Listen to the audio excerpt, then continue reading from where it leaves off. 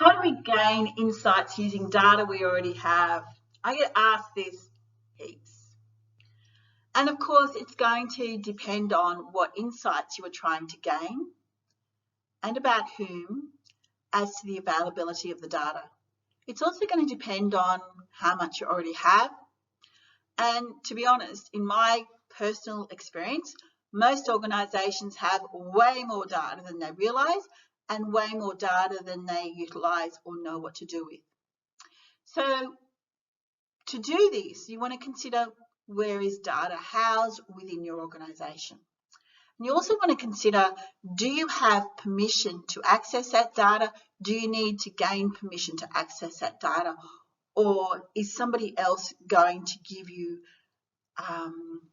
maybe not access to the raw data, but maybe a summary of that data, and maybe that's all you'll be able to access. So it will depend on what your role is in the organisation and particularly what data that you're after as to how you deal with accessing data that you already have.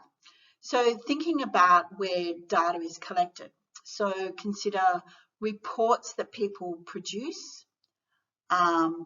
Also consider systems and processes that rely on the flow of information and who is capturing that information along the way and at what point. Consider analytics that we already have, KPIs that we're trying to measure. Consider the people that we're speaking with, whether they be employees into departments, whether they be customers, and consider what data is being captured about these people and what digital information do you already have. So to do this exercise, pretty much like any, what's your objective?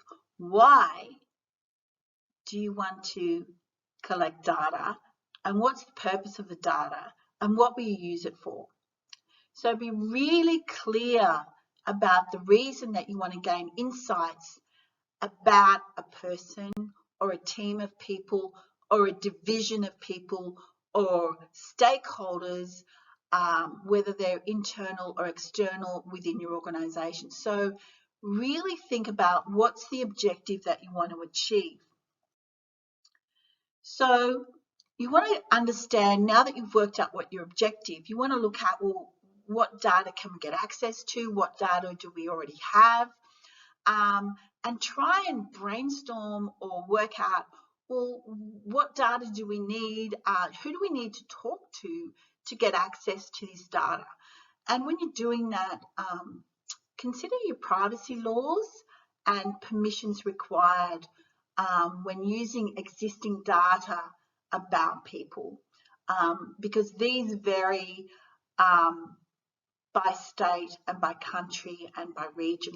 So you want to investigate those things to see if they matter and what you can and can't do within those laws. Another thing you want to look at with your data is when it's collected for another purpose other than what you want to use the data for, you will probably have to reorganize that data. So you want to compare apples with apples rather than apples with oranges. So it could be, if we're dealing with, say, for example, units of money or units of currency across the globe, you want to put all of the currencies into one unit. And often people will use US dollar, sometimes people will use euros. Either one is fine, but you want to have the data converted into the same units of measurement so that we can actually start to compare apples with apples. Once you've done that, you want to look at, well, what trends and patterns are happening. So you want to know, if we're dealing with people, is a particular behaviour increasing or decreasing? Or does a particular behaviour become triggered by an event or various events? And what happens just before or just after the behaviour occurs. So are there things that trigger this behaviour to happen, or is it a particular context when this particular behaviour occurs? So typically when we're trying to understand people, we're trying to understand what we can see, and that's their behaviours, before we move into the stuff that we can't see, which might be their motivations, their attitudes and things like that. But first, we have to have the conversation about the behaviours. So what we have is a range of templates and tools within our toolbox.